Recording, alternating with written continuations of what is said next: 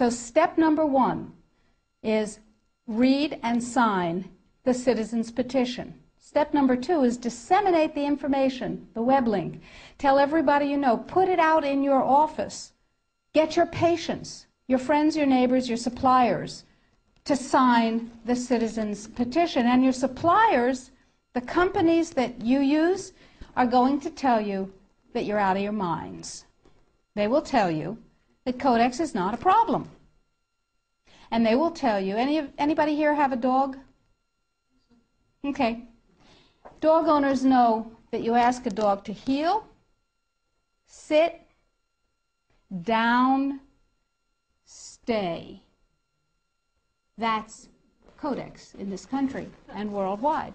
Because the more people who are in Codex coma, the less trouble they have getting this through.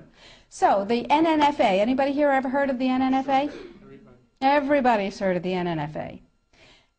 Did you know that the members of the NNFA are not just health food stores and manufacturers, but include companies with names you may have heard? Pfizer, Merck, Monsanto, Bayer, BASF, Archer Daniels Midland, Chemet, Eastman Chemical, I could go on, GlaxoSmithKline Wellcome, Wyeth Arrest, you get the idea. Why? Because after DSHEA was passed and the nutrient business burgeoned, the pharmaceutical folks said, and they're not dumb, said there's gold in them thar pills. And they bought the means of production of many, many, many companies, and they bought the companies themselves. So they're in the nutrient business.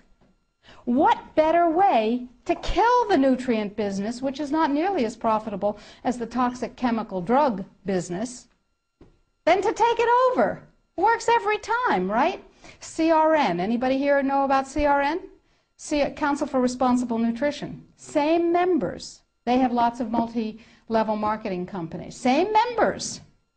Okay? And they're serving their members' needs. They're saying, CRN is saying, yay, Codex is coming. It's going to protect us from those dangerous vitamins and minerals and herbs.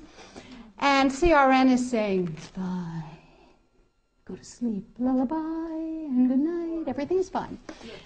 And they use a report that they commissioned at a reputed cost of $800,000.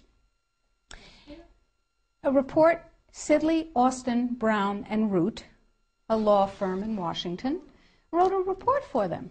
And it said, lullaby, and good night. Everything's fine. It won't have an impact on the United States. Everything's fine.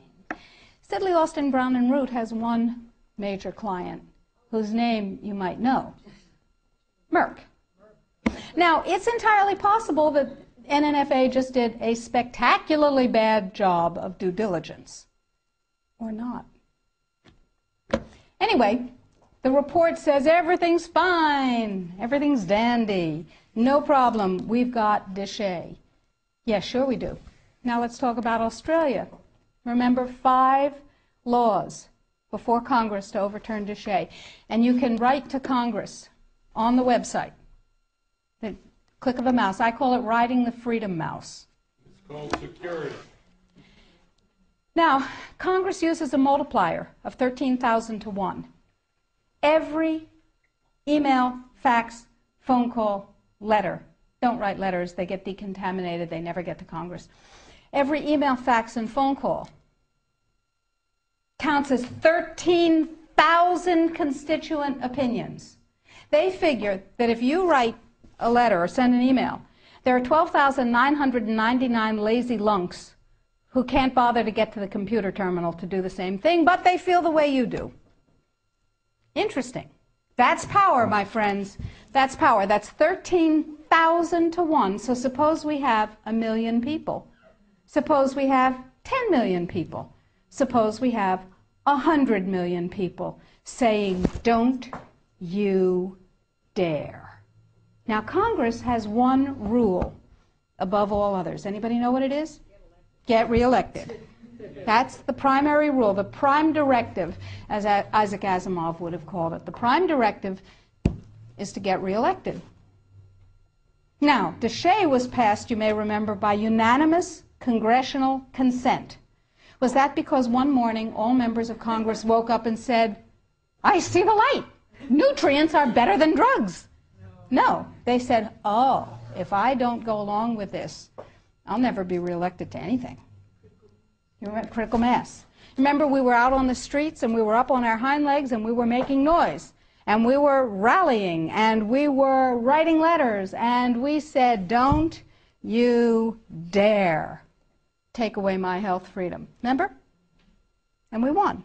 Except we got fat, dumb, and lazy and stopped protecting ourselves. So now we're in the same place again. Except it's all food instead of just nutrients. So that's point number one. Use the freedom mouse. Ride the freedom mouse. We've made it as easy as possible on the site. Sign up for the emails. I will never sell your information to anyone, I promise. I will never rent it. I will never share it. You'll only get email from me. And we need you to know what's going on. So I'll send you email blasts. I'll send you things that you can do. Or not. You know, it's your choice. Get everybody you know informed. Now, what else can you do? Well, we're going to write a series of Codex alternative guidelines. Everything bad in Codex will have an alternative guideline that turns it into a pro-health guideline. What have we done with the guideline, the vitamin and mineral guideline?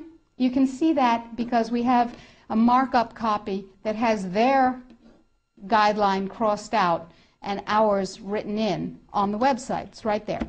What we've done is turn it into something, into a guideline that mandates biochemically, individually determined optimal health. And it's still Codex compliant.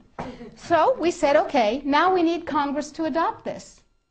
And we need other countries in the world to adopt this. So Bert and I went to Washington, D.C., and we met with Dana Rohrabacher from Orange County, who said to us, he's a representative, he said, I believe in pesticides. I went, ugh. He said, I believe in GMOs. I went, ugh, ugh. He said, I believe in irradiation of food. I went, ugh, ugh, ugh. But, he said, I believe in your right to not be forced to eat foods that have been processed that way more than I believe in those technologies. I will take this on. We said, oh, that's really nice. And he said, now, we need a coalition. So we went across the aisle, or across the office building, to see Peter DeFazio's staff from Oregon, who is a liberal Democrat, whereas Rohrabacher is a Republican, a libertarian Republican. And DeFazio's on board. And we have large numbers of others who actually never heard of Codex before we told them about it. Never heard of Codex. We have called every health legislative aide in Congress, and we have said, what's your congressman's position on Codex? And they've said, blah. We have spoken to the trade legislative assistants. We've said, what's your congressman's position on Codex? And they've said, on what?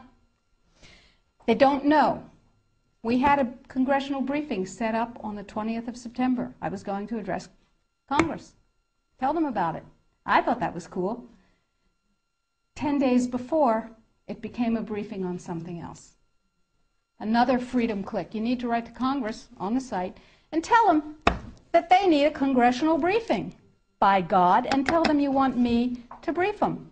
They don't know. They've never heard of it any more than the general public has heard of it. Gee, how'd that happen? Who knows?